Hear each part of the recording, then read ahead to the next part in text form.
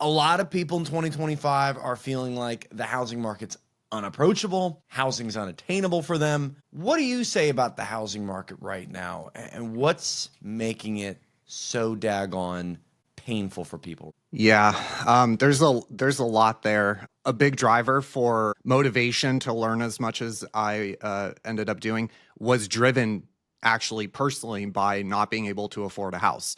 I did I climbed the corporate. I did well in school, climbed the corporate ladder, never called out, worked really hard, always had a smile on my face.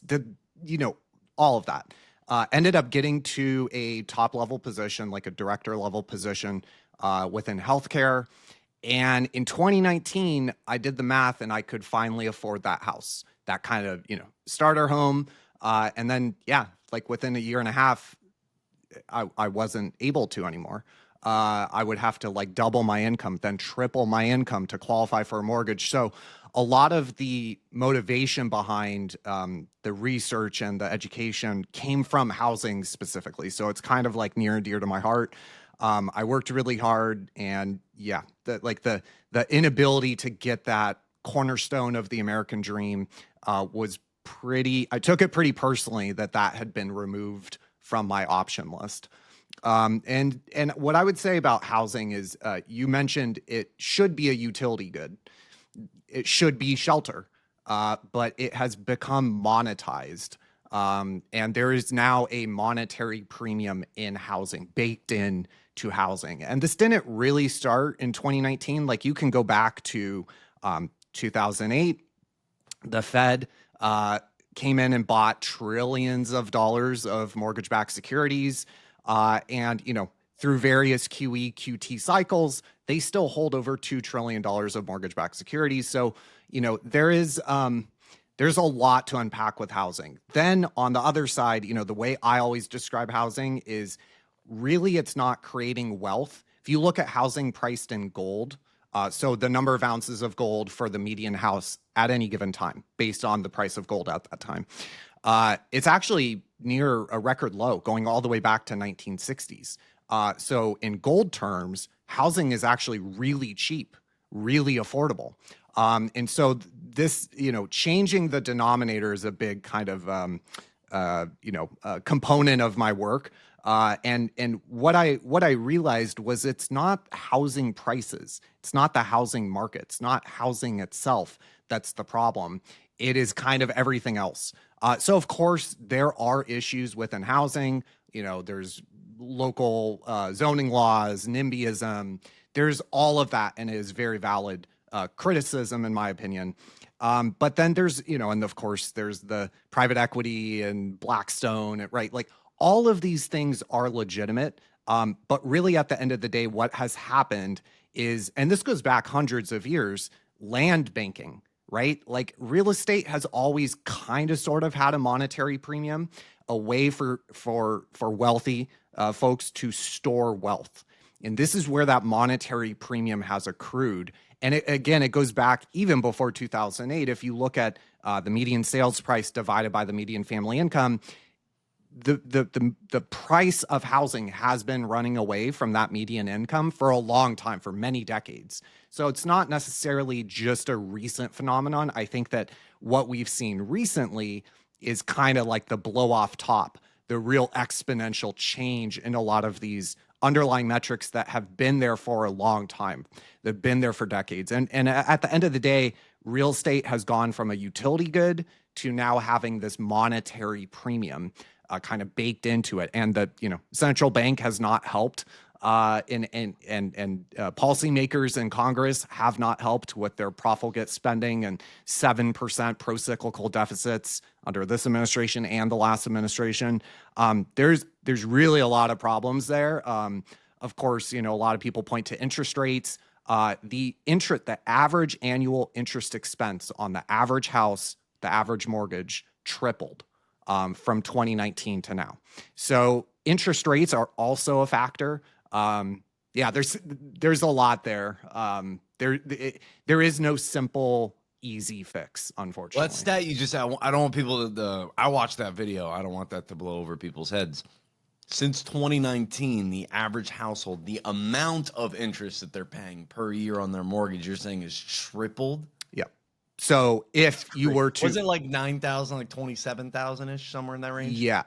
So if you were to buy the median house in 2019, and then if you were to buy the median house with rates what they are today, the interest expense, went from about 9,000 to about 25,000. Now we're talking half of someone's full-time Yeah. job a year, quarter, like a quarter of your pay, all just to interest. Yeah. So you mentioned gold. I think a lot of people hear that and get a little confused. Like, what do you mean housing isn't expensive in gold terms, but yet in dollar terms, at the end of that, you say, well, the median income worker isn't making enough anymore to afford the median home. So it's not expensive in gold terms. It is expensive in dollar terms. So are we just dealing with an inflation issue? Yeah, the denominator, which most Americans use without thinking about it, right? The dollar. This is not even a second thought in their mind. The denominator is the dollar, but the denominator is what is failing. And so, there's another story as well, which is, of course, you can price homes in gold, find that they are very cheap. But if you also factor in, of course, you need income to buy a house. Once you factor in the average hourly wage in gold terms, that has hit an all-time low as of the past couple weeks. So, and this goes back 70 years about. It has hit a new all-time low. So what this means is that the average worker is getting less and less real purchasing power, and the cost of housing is, again, it's an income story and a real purchasing power of income just as much as anything else. Since 2019, I one of the ways I adjust for actual inflation, I think this is one thing most everyday people can agree, which is inflation is much higher than the government suggests. Again, the income needed to qualify for a mortgage on the same house tripled, right? So how are you going to tell me that inflation's only 22% going back to 2020? This is crazy talk. So one of the ways that I adjust for actual inflation being a monetary phenomenon, is using the money supply. And if you divide personal income, which is it's actually a pretty broad way to measure income for the nation. It includes things like investment income, which again isn't the best way to measure actual wages for the bottom, say 90% who don't have any assets. So it's a pretty broad way. It's a pretty generous way of measuring personal income. If you divide that by the money supply, you get kind of the real purchasing power of personal income. And then if you take the average house price and divide it by that real purchasing power of the average income, home prices have appreciated about 200% faster than the real purchasing power of the average income, of personal income, using M2 as a denominator. So there's kind of, again, a number of, the denominator being the dollar, inflation, debasement, currency debasement. That's certainly a problem. Interest rates, right? The average annual interest expense tripling in just 4 or 5 years. That's that part right there, because I think it is a combination of factors. People just don't yell about it as much as they need to. Home prices went up right when interest rates went up, right when home insurance costs went up, right when local property taxes are going up. The cost of getting into the home has become so obnoxious. And that's what indoctrinated me into this world. It was about 2021, 2022. Everyone's buying homes. Everything's fine, but rates are a topic. And I'm at a happy hour. Someone brings up the Fed Reserve. And I'm like, wow, I can't believe that's a private entity. I'm like, there's no way. It's got federal in the name. And it is. And I was like, what? They don't even have reserves. This is wild. And now you get to today, and it seems like kind of the same world still exists, that we're kind of being gaslit into being told the economy's better than it actually is. The job market's better than it actually is. Inflation isn't as bad as people think. So a few questions around some hard-hitting subjects. I want to hit tariffs. I want to talk about a few other things, but just to housing. Where does housing have room to improve? Because if rates were to come down, it's not going to drop mortgage payments super significantly. Home insurance companies aren't dropping their prices. Property taxes are probably going to keep going up. So it kind of leaves the last variable to be the actual physical house. And the last time we saw that crash was 08, 1931. Not a lot of evidence of big crashes. So what do you think happens for housing over the next few years? Is there room for it Yeah. to improve? So unfortunately, I don't think so. Not in a material way and not on a national scale. Yeah. Can you have locale to locale, right? Idiosyncratic municipal areas that see a 10, 15%, 20% decline? Sure, of course. But nationally speaking, using kind of a national average, looking at it as an asset class, I don't really see meaningful improvement. Like you mentioned, again, there's a number of kind of problems or issues or factors.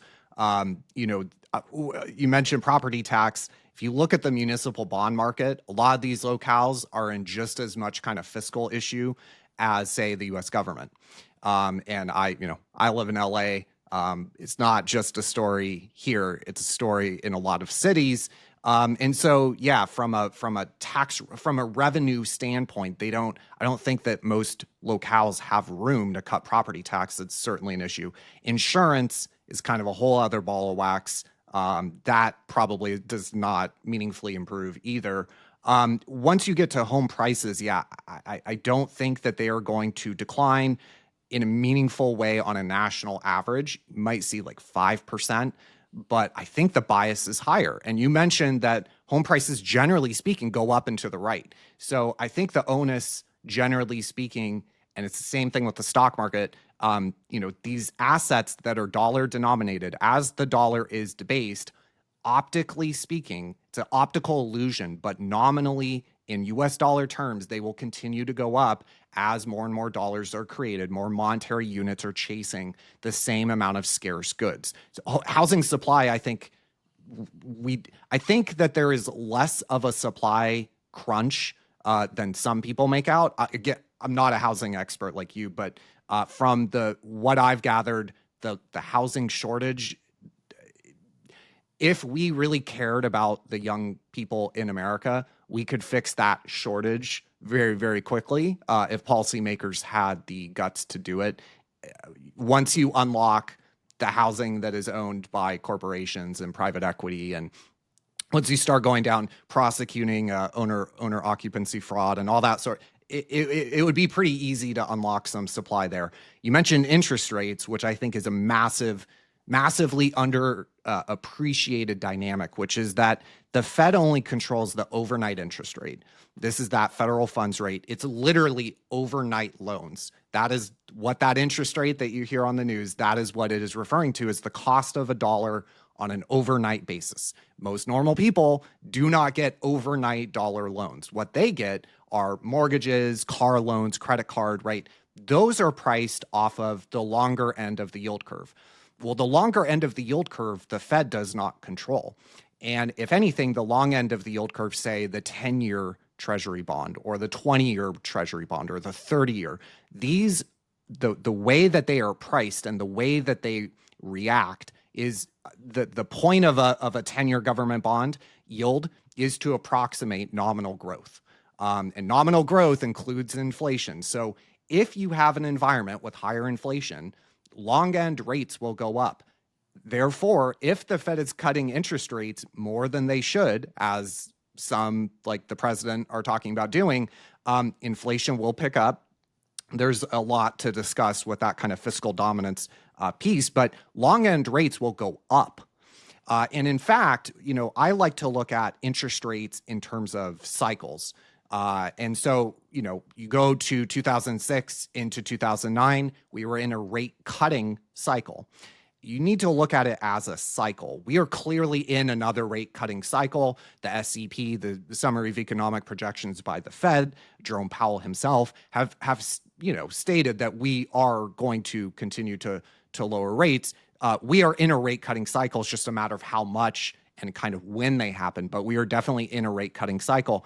If you go back to right before the Fed cut rates, in September 2024, right before the last election, if you look at this as a rate cutting cycle, the Fed has cut interest rates by 100 basis points, and the 30-year yield, very good kind of proxy for mortgage rate, the 30-year yield has gone up by 100 basis points. The yield curve has steepened notably by about 80 basis points, the 30 to the 2-year spread. So yeah, like there is a very real possibility that long end rates continue to move higher the more that they try to cut that short rate. Why aren't more people talking about that, Rob? I feel like I'm yelling at a wall when I talk about that theory. The Fed is such a headline financial talking point. It's like the head of the interest rate totem pole. It's like you have to talk about the Fed rate.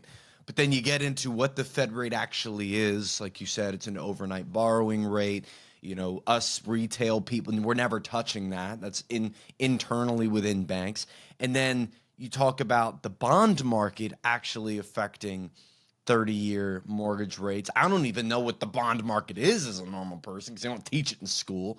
No. So you're telling me that dropping the Fed rate is inflationary by definition, or at least has been in the past, and that has caused the 10, 20, and 30-year, especially the 30-year Treasury yield to go up even though rates were cut. Had that happened before 2024? Was that No. Has never happened before? Never happened before that I could find, at least. So why? Well, so generally speaking, when the Fed cuts rates, it's because of economic trouble, right? 2008, GFC, the global economy is coming to a standstill. So the Fed has to cut that overnight rate. And generally speaking, in that sort of environment, to put it very simply, bonds are IOUs. And as the interest, if I can lock in a 30-year IOU with a 10% interest rate, that's going to be worth a lot more than a 30-year bond with a 1% interest rate. Because remember, there's a 9% difference for 30 years. So there's convexity to long-term bonds. And so generally investors, the bond market, will buy long-term treasuries during economic stress, during deflation, during a recession, because, you know, nominal growth, the stock market's crashing, right? Corporations not earning profits, stock market's crashing. The place to be is interest-bearing dollars, which are really all treasuries are. They are interest-bearing dollars. And so by doing that, by buying up the bonds, the yield is inverse to the value of the bond. So the yield comes down. And so what happens in a 2008, in a dot-com, in a long-term capital management, investors in the bond market buy bonds because they are seeing pain on the horizon. They are seeing lower interest rates coming from the Fed because the Fed cuts rates to try to help bolster the economy. And by doing those two things, they push the value of the bond up and the yield down. The difference now is that we have rates in what's called a bear steepener. Generally speaking, you get a bull steepening, which is bullish for bonds. The value of the bonds is going up as investors are buying it. That's bullish for bonds.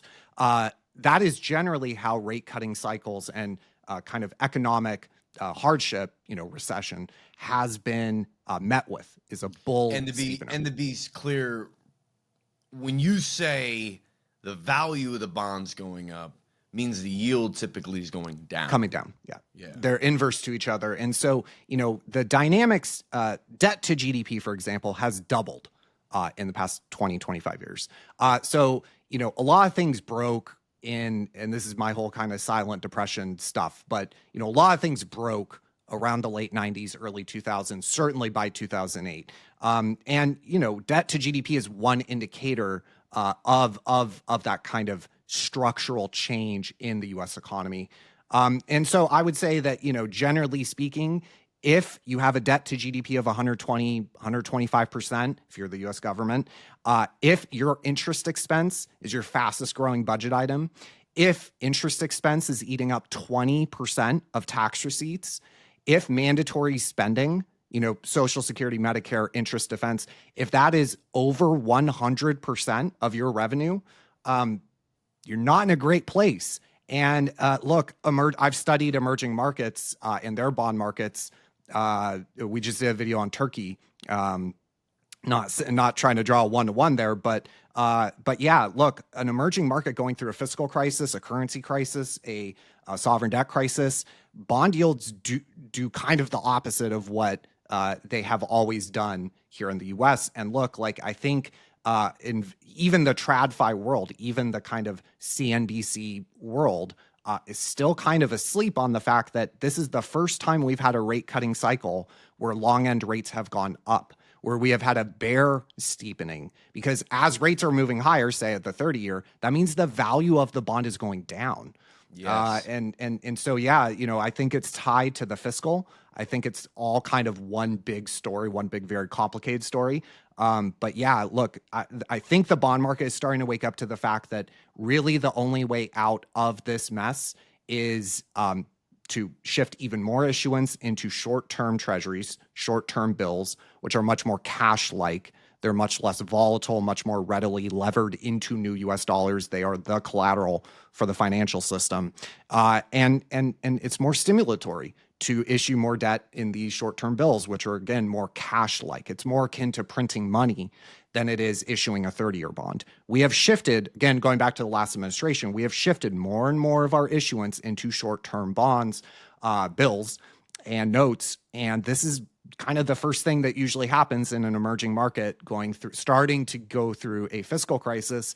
That is the first step. The second step is to get negative real rates, where that Fed rate, that overnight rate, gets cut way below what it should be to get the interest expense under control.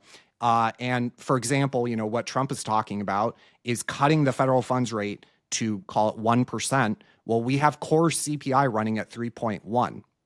So already, before he's even cut that rate, right? Already you have you're talking about a negative 2% real yield, meaning who is going to want to buy a short-term treasury bill and be guaranteed to lose 2% a year?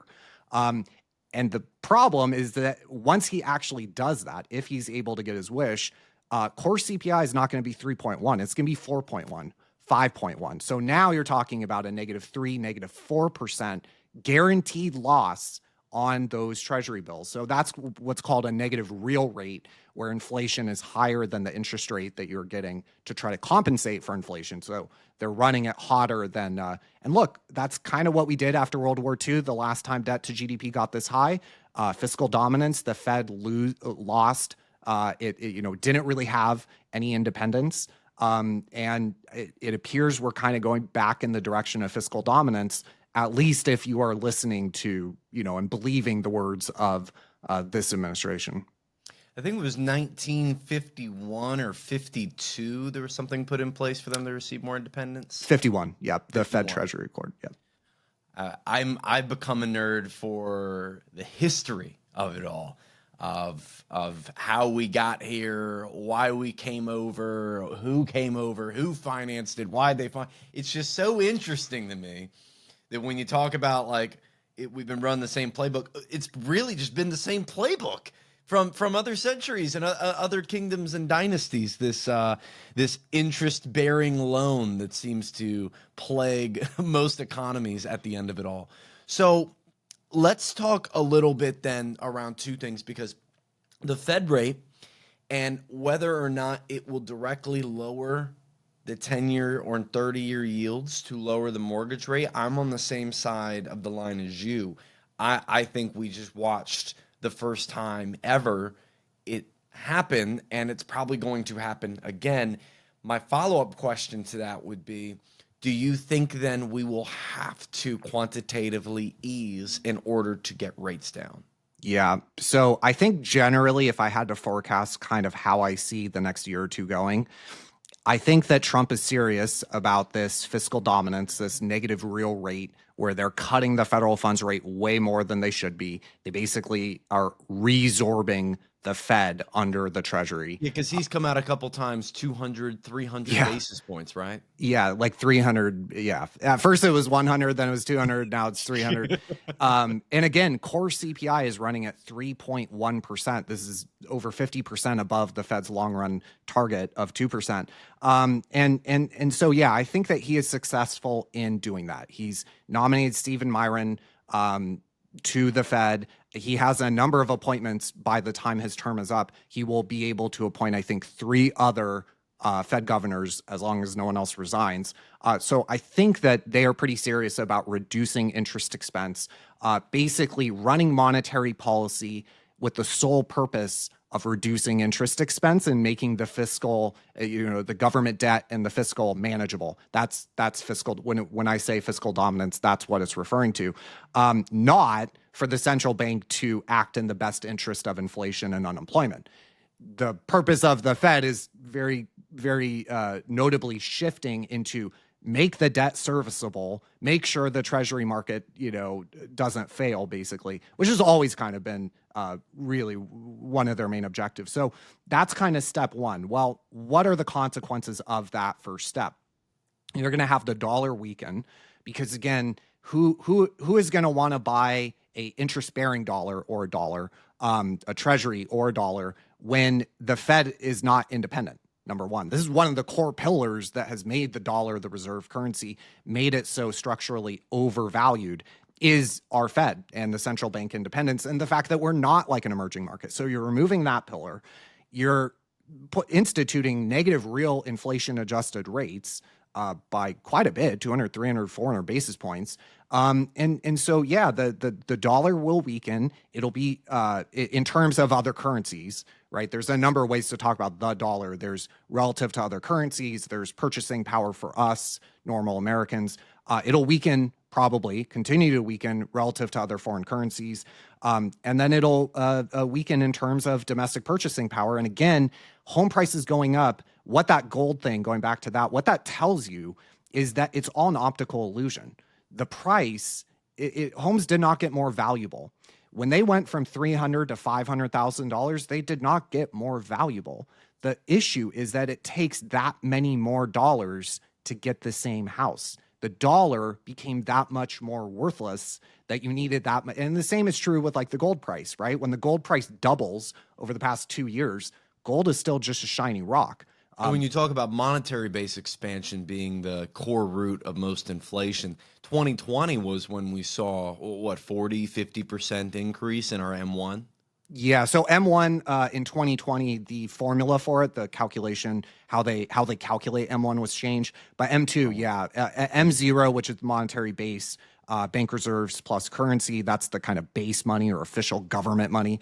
And then M2 is a broader way of measuring the money supply. Yeah, they printed a lot of money, and so home prices. If you look at like M0, which is government money, basically currency plus bank reserves, they expanded that monetary base by 40%, and home prices went up 40%. This is not a coincidence, And so, yeah, in real inflation adjusted terms, the real problem, number one, is that wages have not kept up, especially in real purchasing power terms.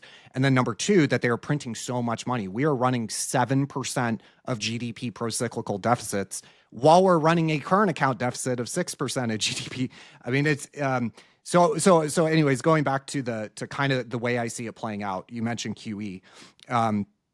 I think that they're going to get their wish of lower short-term rates. They're going to shift even more issuance into short-term treasuries, bills, say the 1 month or the 3 month or the 6 month, right? That's a treasury bill. They will shift even more issuance into those much more cash-like treasuries. This is much more stimulative. Inflation will pick up. The bond market, especially the 10, 20, 30 year, those rates will either stay flat or go up. And so now you're talking about a notable steepening of the yield curve, which is where the spread or the premium, you can think, between what you get in yield for buying a 30-year bond versus what you get for buying, say, a 1-year bond, that difference will grow. That's called a steepening of the yield curve. And like we mentioned, what really matters to everyday people like you and me is not the overnight interest rate. It's not the 1 month interest rate. It is the 10-year, the 20-year, the 30-year. For housing, definitely the 30-year. And so if those rates start to move higher as the Fed is losing its independence, engaging in flat out fiscal dominance, emerging market-like behavior, which is, again, very stimulative in a number of ways. So inflation starts to tick up again. You're talking about a 30-year that will move higher. And so that's what constrains the real economy. the housing market, car loans, right, credit cards. What real people feel is those long rates. So eventually, you might have short-term rates going to zero, but long-term rates will continue to grind higher, constraining more and more and more the real economy, the average American, until, eventually the constriction from those long-term rates moving higher becomes so much that they have to either QE, or there is Operation Twist. This is where they issue short-term bills to buy down the long-term rates. Something like that, QE, maybe even yield curve control. That's kind of the order I see it playing out, right? The first step is they're going to try this fiscal dominance approach. Inflation's going to start to tick up. You're going to have negative real rates. The dollar will weaken. And maybe, a year later, long end rates are getting so high they got a QE. Well, and I like that you mentioned the Operation Twist. I was actually reading more about that 2 days ago. The question I would have then is, it seems like based off of our job report that we got, or lack thereof job report we got from the BLS, leading to the shooting of the messenger by Trump, and combine that with inflation being tamed according to the current administration, which, again, I don't think a lot of people would agree that it's been tamed, 3.1 less food and energy. If we get a rate cut in September, which A, I would like to know from your thoughts, should we have a rate cut? And B, do you think that would start showing what we're talking about, that we would see a further debasement from the 30 and 10-year moving in tandem with the Fed rate? Yeah, so I do think that they will probably cut by the end of the year. Whether it comes in September, we have Jackson Hole this week. We'll learn more kind of about September in particular. I do think that they cut at least 25 or 50 basis points. Some people are starting to talk about a jumbo 50 basis point cut for September. I think if you see that, I think you see long end rates definitely move higher. Look, the 30 years back to 5%, basically. It was at 494 yesterday. So yeah, I think if they do a 50 basis point jumbo cut, I think you see long end rates move higher. So then how long do we have to, because this would be 4 times in a row. How many times would we have to do this? Because the only people I saw talking about this when it happened last year were mortgage lenders. Only people. Because we started having a conference, we would always talk about this. And I always brought my tinfoil hat economic conversations into the room. And so when this happened, they looked at me like, why are rates going up if the Fed's cutting? And it comes down to me to what it seems like to just be investor sentiment. Just investor sentiment, trust in the dollar, trust in the deficit, trust in our debt. All of these issues compiling are just leading to weaker bond auctions. If we were to narrow it down to one thing. But there's no real one way to solve that problem to get people to trust your economy at a higher level. So it does seem like you said an Operation Twist, a QE, some type of manipulation of the free market, because we love that, is what's going to keep things quote unquote healthy. So all that, we're going to put all that as one of the main ingredients, because we have another big ingredient, tariffs. How long or how aggressive will tariffs hit the economy, if at all? Some would say that it's already seeped its way in over the summer. So what's your story on tariffs, and how are they introducing themselves to the consumer in our economy? How long are we going to see drama about this? Are we almost done with it? Will we see the fruition in October of where prices will be? Is this a 2026 thing? Give me kind of your brief breakdown. Yeah, so tariffs, I mentioned that 6% of GDP current account deficit. This is one of the least discussed but most important things. In terms, what bugs me is there's a lot of talk about the fiscal deficit, and for good reason, for sure. But there is like very, very, very little talk about our current account deficit, our trade deficit. And a lot of people, it's a very complicated subject. It's very complex. There's a number of second and third order effects.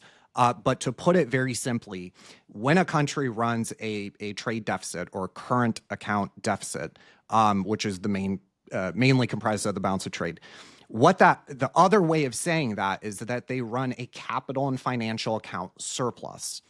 They must be mirror images of each other. You run a trade deficit, a current account deficit, you have a capital and financial account surplus. This is one of the drums I've been beating since like December or November of last year. So as we've run larger and larger trade deficits, to bring it to housing, so before 2008, we had a housing bubble. One of the by now, right, 20 years later, one of the causes for that bubble, the bubble portion, not the pop, but the bubble, the appreciation, was in fact that we were running a 6% of GDP current account deficit. What this means, the other way of saying that is that we are running an equal amount in terms of capital and financial account surplus. So what is that? So what that means is, again, a trade deficit, a current account deficit must get netted out to zero. This is just kind of international accounting 101. And the way that that happens mechanically, we send dollars to China, right, for their goods. They then reinvest those dollars into our capital and financial account. There's a number of subcategories, but one of them is housing. So FDI, for example, includes real estate purchases by foreigners. This is one of the ways that a trade deficit or a current account deficit gets balanced, is by foreigners then recycling those dollars into real estate. In fact, if you total up all of the FDI, it's about 500,000 homes, single-family homes worth, going back to 1999. So huge, trillions, we're talking trillions of dollars cumulative over time. And so the effort, of course, if you're on Wall Street, you love a big trade deficit. If you're in insurance or real estate even, certain industries, certain sectors, the kind of financialization of our economy do extremely well with a large current account deficit.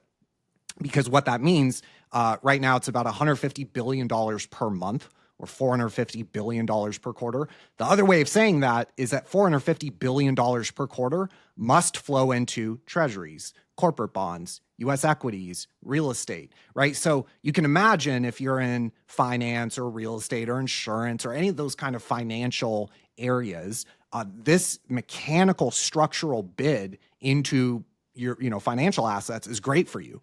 This is also what has driven wealth inequality in the K-shaped economy. Those who own assets are getting a $450 billion per quarter structural bid under their stocks, under their real estate, right? So I do agree that trying to balance that current account deficit is one of the more important issues of our time. You can do things like overlay the net worth of the top 1% as a share of GDP, and as basically the current account deficit inverted. You can look at the S&P 500, you can look at corporate profits, and it is basically the current account deficit inverted. We are talking hundreds of billions of dollars per quarter that must mechanically be flowing into financial sectors of America. This is driving wealth inequality. This is driving the overvaluation of housing. It's driving the overvaluation of the stock market. A lot of people don't understand the valuations we have now. I've been screaming this from the rooftops. A huge portion of it is the current account deficit and this kind of price insensitive bid into financial assets. So the hyper-financialization, the overvaluation of the dollar, the overvaluation of the stock market and the real estate market, this is driven by that trade deficit. So I do think that trying to address that trade deficit is good. You also look at the national security implications. We rely on like 65% of our active pharmaceutical ingredients that our people need to survive. 65% of them come from our enemy, according to some people, a competitor, right? According to other people. You look at chips and critical electronics. Again, we basically lost a proxy war to a country with 1/12 of our GDP because we can't make anything anymore. This is a national security imperative as well, but that's kind of a separate subject. So I do think that in general, right? That gets into like a changing world order, Ray Dalio sentiment. Yeah. I think that the trade deficit, the current account deficit, is one of the kind of most under discussed problems. If you want to fix the K-shaped economy, if you want to fix the hyper financialized mess of a economy that we have nowadays, if you want to address a lot of the kind of second and third order effects, and of course political polarization and all the kind of third order effects that come with all that stuff, balancing trade is very important. So tariffs are one way to address bilateral imbalances, right? If we rely, if you know we're sending $150 billion to China and they're buying $0 from us every month, that's a bilateral trade imbalance. Tariffs are one way to try to address that, which again is, all things considered, not a bad thing. Now, of course, Stephen Myron, who is the chairman of the Council of Economic Advisors and now an appointee to the Federal Reserve Board, wrote an entire paper on this last year. And this, I was talking about the Mar-a-Lago Accord before it even had a name, right? Last summer, and tariffs and a lot of this stuff that ended up becoming so kind of in the zeitgeist, right? So this is part of why everything started to really take off. It was on Twitter. I was like, all the things that I'd been screaming about, started to play out in real life. They were on CNN. People were going, I don't know what a tariff is. I don't know what a trade deficit is, right? So that kind of, going back to the earlier conversation, that was part of what drove kind of the initial success was and it was clear to me that like the only way to address that 6%, 5% of GDP current account deficit, this $150 billion per month trade deficit, is tariffs and the overvaluation of the dollar. So tariffs, Stephen Myron's paper, he wrote an entire paper on this, A User's Guide to Restructuring Global Trade. Scott Bessent, now the Treasury Secretary, gave a speech in July at the Manhattan Institute of 2024, talking about all this stuff, the changing world order and trade and all the dollar. JD Vance, the vice president, I think it was like 2.5 years ago, was questioning Jerome Powell on the negatives of the dollar being the reserve currency issuer of the world. So all these, I started to pick up on all of these kind of real big shifts that were starting to happen, because at the end of the day, tariffs alone are not going to fix, if the issue is that the dollar is grossly overvalued and the yuan is grossly undervalued, which both of them are, respectively, you're not going to fix that with a 10, 15% tariff. The plan, as Stephen Myron laid out, was to first introduce tariffs, and then kind of you use the tariffs as leverage to then start to try to address the issues with the dollar, the structural overvaluation of the dollar. The dollar as of 2024 was actually even more overvalued on a purchasing power parity basis than it was in 1985 when the DXY index was at like 170, right? So the overvaluation of the dollar, the reason that is an issue is that is what makes U.S. goods so uncompetitive for the rest of the world, is that our if you're a foreigner, if we're buying stuff from the rest of the world, we like a strong dollar. It makes their stuff very cheap. But if you're the rest of the world, it makes no sense to buy a Chevrolet or GM because on the other side of that, it's expensive. U.S. made goods are expensive for the rest of the world. And so, and this is Triffin's dilemma, Triffin's paradox. He warned about this in 1960. What would happen with being the reserve currency issuer of the world is you run ever larger trade deficits. That is your way to get dollars out into the rest of the world that people want. You run fiscal deficits because a fiscal deficit is nothing other than a net increase in debt that those foreigners can then purchase, right? They want to hold interest-bearing dollars. So you kind of need to run a fiscal deficit so that there are new dollars for the foreigners to buy. And it just spirals until eventually you find yourself in a situation where your trade deficit is, 6% of GDP. You can't make anything anymore. Your economy has become so hyper-financialized. Wealth inequality is now worse today than it was during the Gilded Age, right? Like all of these issues are directly tied to the real root problem, which is the structure of the system, the dollar as reserve currency. Which you think, to the defense of the tariffs, you think might be a part of like a step one in a 4-step program for our economy? 2-step. Yeah, 2 steps. Okay. So And this is just, again, I was just listening to Scott Bessent, Stephen Myron, and anyone can read that paper. It's not super academic, right? There's not a bunch of calculus formulas. Like it's relatively easy to understand. And he lays it out that tariffs are the first stage, but again, you're not going to address a decades-long overvaluation or undervaluation in the case of the yuan. You're not going to address that with a 15% tariff. You're just not. And that the second stage needs to be a Plaza Accord 2.0, a Mar-a-Lago Accord, as people say. And again, from my work last year, starting in the early part of the year, it was really, I kept coming back to the conclusion, like tariffs, Trump, was already talking about, sure, he'll institute tariffs, but like, that's not enough. That's not going to, the degree of the overvaluation of the dollar and the degree to which the yuan, talking about our major trading partner, a lot of this is about China, the scale of the problem was not going to be fixed by 10, 15, 20, even 30 or 40% tariff. And so this is before the Mar-a-Lago Accord even had a name. I just came to the simple conclusion. Look, Scott Bessent, who ran studied under one of the macro legends of all time, they brought down the Bank of England with their currency trades. Scott Bessent was talking about a structural monetary reform in July at the Manhattan Institute. July of 2024, months before the election. Stephen Myron, was talking about these issues going back. Luke Gromen, not in the administration per se, but he's been talking a lot about these issues going back years. And then Stephen Myron puts out this paper, and it's like, J.D. Vance is criticizing Jerome Powell for the reserve currency, the downsides of the reserve currency status. Then you have Scott Bessent, now the Treasury Secretary, talking about a monetary reform. Global monetary reordering was, I think, the term he used for that. He mentioned it like 3 times in his hour-long speech. Then you have Stephen Myron putting out this paper, right? So it was becoming more and more clear to me that this is kind of the inevitable second stage, is if they are really serious about balancing trade and bringing that current account deficit,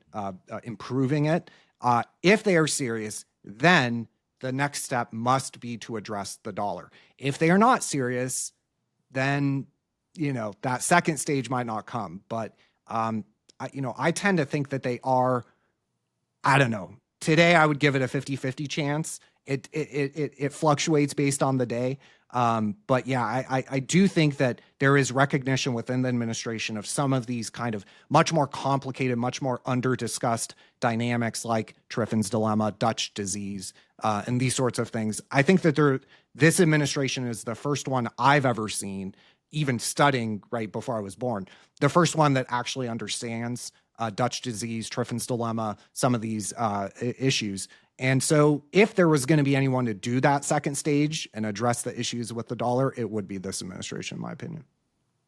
And if they were, for anyone listening that's thinking, what does it mean to globally restructure a currency, A, but B, as a little peon existing in the country's economy, how could I get ahead of something like that? Is gold going to get revalued? Is this the Bitcoin thing everyone's been talking about? Like, what could I do if, and of course, this isn't financial advice. Of course. You should not invest in anything based off anything that we are saying or not saying. But if this Mar-a-Lago Accord thing were to unfold, what in theory would be the best investment space to be involved in?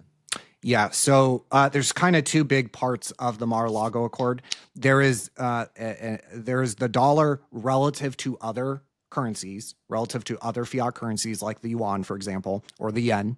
That is one piece. And then on the other hand, you have the dollar kind of the way normal people experience the dollar, which is how much stuff can I purchase with $1 on a real purchasing power basis. I would point out that for that second bucket, the real purchasing power bucket, the simple antidote to a devaluation of the dollar versus gold, which is likely how, to put it very simply, I think one of the ways that they would likely go about changing the exchange rate between the yuan to the dollar is they set a new gold price in each currency. If you devalue the dollar by 80% versus gold, and China only devalues their currency 10% versus gold, you have effectively just set a new exchange rate where the dollar is much weaker and the yuan is much stronger. So I think that gold would be the pivot there. I've had a few back and forths with Luke Groman, and I think we both kind of agree that would likely be how they do it. The mechanism, right? The underlying mechanism. So you're talking about a devaluation against real scarce assets, which, by the way, every developed economy in the world basically needs to do. It's not just the U.S. that is over-levered in too much debt, right, with fiscal issues. It's not just the U.S. It's Europe, it's Canada, it's Australia, it's China, it's Japan, right? So the developed... It seems like COVID unleashed another disease. Yeah. So like that is kind of... goes without saying that every developed economy needs to devalue their currency against real scarce items, right? They need to devalue the debt, which in real terms, which is what the other way of saying that. So that is kind of step one. Now, by each country devaluing their currency against scarce assets like gold to a differing amount, you address bucket one, which is setting a new exchange rate between the dollar to the yuan, right? So instead of 7.3 yuan per dollar, maybe it's only 2 yuan per dollar. So you just strengthen the yuan and weaken the dollar by doing that, and that is really how you balance trade is by addressing the foreign exchange cross. And so yeah, like the easiest way for everyday people who are not trading currency futures is gold and Bitcoin. The antidote to devaluing against against a scarce item like gold, which is likely how they would do it. The antidote to basically debasing the dollar, which is increasing the supply of dollars per scarce thing, right? It used to be you only needed $1,800 to buy 1 ounce of gold. Now you need $3,400 to buy 1 ounce of gold. One day it was $35. Yeah. So that is kind of... To put what you're saying in English, and I want you to keep going on this, but I want people to get this. You're saying that if we were to fix our trade problems, it would be based around we need to shift how strong or weak one currency is to another, that exchange rate. And the way that we would do that is by addressing the value of the one thing, the common denominator that affects both, which is gold. And that if we were to revalue gold, like overnight, there's no real market that says it's worth X now. We just came out and said, like Bretton Woods, hey, it's worth this now. That could happen. And in that case, you're saying that they would more than likely revalue it up from where it's at currently, and holders of gold would benefit from that if theoretically that happened. Yeah, you would require more dollars to get the same 1 ounce of gold. Remember, gold, the underlying valuation of gold does not change, right? It's a shiny rock 2,000 years ago. It's still a shiny rock today. So the price going up is reflecting that the currency is weakening, that it requires more currency units to buy the same 1 ounce of shiny rock. And so, yeah, I think that all developed economies will, in this hypothetical sort of currency accord sort of thing, I think that they would all devalue against a scarce thing like gold, meaning now, instead of $3,400 per one shiny rock, now it's 5,000, 6,000. You've just devalued your currency against a real scarce thing. And really the way mechanically that they do that, you mentioned kind of setting the gold price. The way that they do that, one of the ways they could do that is the Fed goes, look, we will be buyers of gold any price below 5,000. Right? We are guaranteeing that the price will always be 5,000 per ounce or higher. We will print as many dollars as needed to buy up every single piece of gold to get that price to $5,000. And so what you're doing, market manipulation strategy. Yeah, I mean, it's been common for over the past century, right, to have these sorts of sort of things going on. But yeah, what you're doing is you're guaranteeing the printing of dollars, the increase of dollars. The amount of gold is only growing 1%, 1.5% per year. So you are addressing the dollar side. And so when there is such an overabundance of dollars, just like we saw during 2020, 2021, the antidote to an overabundance of currency units is scarcity. So then you start looking at, well, what are scarce goods? I think real estate would probably go up, at least optically, right? Maybe versus gold, not so much, but the nominal US dollar price of real estate would likely go up significantly. Stocks would go up, gold would go up, Bitcoin would go up. Really, And the main assets would more than likely go up. yeah, I mean, look, anything that has scarcity, Pokemon cards would probably go up, right? Well, just to talk about, you're talking about an item like Pokemon cards. There's only a certain amount of supply that exists. You have a certain amount of people that want it. And now when there's more dollars in the system that the people that want it can spend, the price of the asset goes up because there's more competition. That's what happened in housing from 2020 to 23. So you're just saying, hey, if we do the same thing, we might get the same result. If we add more money, we might inflate. Yeah, when there's a supply-demand imbalance, and demand, you mentioned dollars, right? People have more dollars, so the demand. So when there is an imbalance, the law of supply and demand dictates that the release valve becomes the price. And this is true with wages as well, and incomes. That's a whole a different story with this administration and what they're doing with immigration. But yeah, the release valve becomes the price. So like the gold market has doubled over the past year and a half, 2 years. This is something, again, that is like massively under discussed in terms of its importance. That is the other way of saying that is that the dollar just got massively devalued against gold. And it was before any of this Mar-a-Lago Accord, currency, that's not happened. And they're not even talking about it. And the gold market's already doubled. So, some amount of this likelihood is probably priced into gold. But yeah, like if the issue is debasement, if the issue is the debasement of our currency, the debasement of the dollar, the abundance of dollars, the antidote to that is scarcity. So the way I approach it is, okay, well, what is the most scarce thing? Gold is increasing at about 1.5%, 2%, depending on the year, in terms of new supply. Bitcoin is even more scarce. And also, I'm young. I couldn't get on the housing ladder, right? So I got a lot of ground to make up. Bitcoin is certainly higher risk. I'm willing to take that risk. It's a smaller market. It's only $2 trillion market cap versus $18 trillion for gold. So there's kind of more potential for upside with Bitcoin.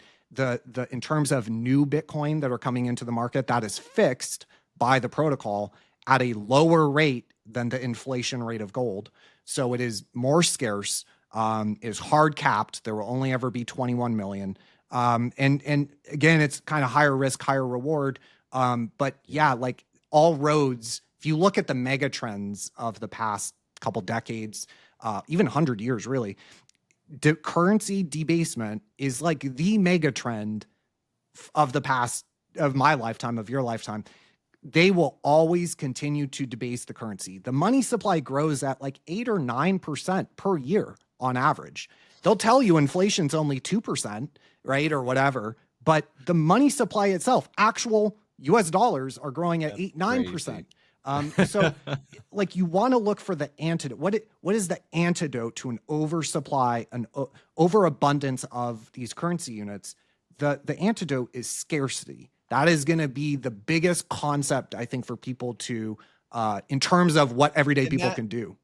And that makes sense because you're also breaking a complex issue down to the simplicity of supply and demand. And we have more people in our country. We have more people that need homes today than we did just 5 years ago. You said earlier, I don't know what your thought is on affordable supply. The problem with our supply isn't that we don't have supply. It's that we don't have affordable supply. It's not like we don't have a supply of gold, but currently we're running out of affordable gold because it keeps getting more expensive. Like everything around us, from getting in on investments to getting in the shelter to just paying your electric bill once you're in that shelter, are all getting more expensive. Your theory, a lot of it has to do with monetary base expansion. A lot of fingers can be pointed at our trade deficit, even though a lot of people would say, oh, no, that's not a problem. It just means we're selling more. You're saying big problem, a lot to do with the second and third moves that happen after it. And that currency debasement is just a fact of nature in our capitalist-focused economy, that the potential of some kind of accord to revalue gold, restructure our world economy, world trade, could be next. People like the JD Vances and Scott Bessent's getting involved in those conversations now for a while, and now they're both in positions where they can help make those things happen. Rob, where can people follow you? So the YouTube channel is Infranomics, INFRA nomics. And then on Twitter, I'm at infra, INFRAA _ I do have the blue check mark, so I have imposters now. I would say make sure you can see the blue check mark on X. And yeah, the YouTube is kind of where I'm putting most of my time these days. Like today, we're going to do a video on the Ukrainian bond market. And the Russian bond market. So looking at the yield curves. I don't mean to laugh. I'm pumped by that because it was just like, where else would I get that content? That's what we try to do. Yeah. There like you interesting, new, educational, provide value.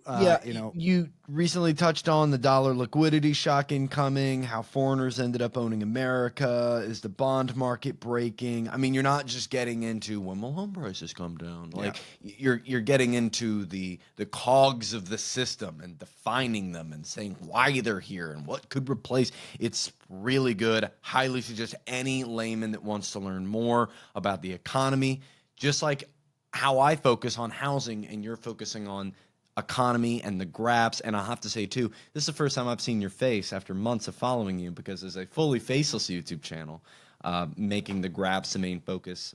I love that. Dude, I want to have more conversations with you to keep people up to date on what's actually going on in the world, but I can't say enough. If I had investment money to throw into an account's growth, I would put it into your YouTube channel. You're hitting a niche that is needed. It is 100% ego, just secondary. It's just all about the numbers, all about what's really happening, all about facts. And I know to the Twitter side, I mean, I suck at that, but the verification for the bots, TikTok, man, it's every day I'm getting 5-6 messages. Someone's messaging me from a fake account. So yeah, good for you for having the check. It definitely matters. But dude, people know where to follow you. They have my full endorsement to go and do so and watch. Is there anything you want to leave people with as we end our conversation? Yeah, I mean, I would say that, one of the core areas of my work is what I've termed the silent depression. Japan had their lost decades. After the bubble popped in 1990, they had decades, 2 decades, where unemployment was high, wages were poor, growth was poor, certain social things were indicating a lot of stress for the people of Japan. And look, if you go down the American societal KPIs, key performance indicators, suicide rate, drug overdose death rate, you combine the two of those into deaths of despair is a sociological term. If you look at antidepressant prescriptions, if you look at homeownership rates, if you look at the labor participation force rate, if you look at I have dozens of indicators, KPIs that show that America is deeply sick and deeply unwell. And that is a core focus of my work. I do talk about a lot of the macro stuff to try to break it down into ways that people can understand for education purposes. But really, I would say that that is the area that I'm the most passionate about, is kind of that silent depression, as I've called it. That is apparently resonating way more than I kind of ever thought it would. And that is really my focus. I want to see real change made so that young people like you and me and, dozens of people I know, in real life, that we can have the life that our parents did. And it is possible. It's not going to be difficult. It's not going to be easy. It's going to be difficult. But it is possible to address some of these real structural issues. Because again, the data, I mean, I have entire videos going through dozens and dozens of charts that show that this silent depression is very real. And the K-shaped economy and all of this is a very real problem. It's probably the biggest problem of our time. And that is really what if I had one goal outside of educating everyday people on how the system works and how economics work, it would be to hopefully get that work out to as many people as possible so that we can finally start to address some of the issues that are making life what it is, which is clearly not great. The last time the suicide rate was this high was the Great Depression. Deaths of despair are double what they were during the Great Depression, overdose plus suicide. Antidepressant prescriptions have 13x'd in the past 25 years, right? I can go on and on and on, but it is clear that we got to do something. This is a huge issue. No one's really talking about it in our kind of mainstream world, right, on the news. So that is really kind of where my passion is. That is what I hope to be able to maybe one day, get that in front of enough people that we get real change, so that young people today are not in the position that we are. God bless. I love that, because the greed and power that comes from the top ends up affecting the mentality of everybody else. And man, great subject matter, great finisher. Rob, everyone needs to follow you on YouTube, subscribe to you on YouTube, get involved with you on X, and I would love to have you back here soon so we can talk more on housing.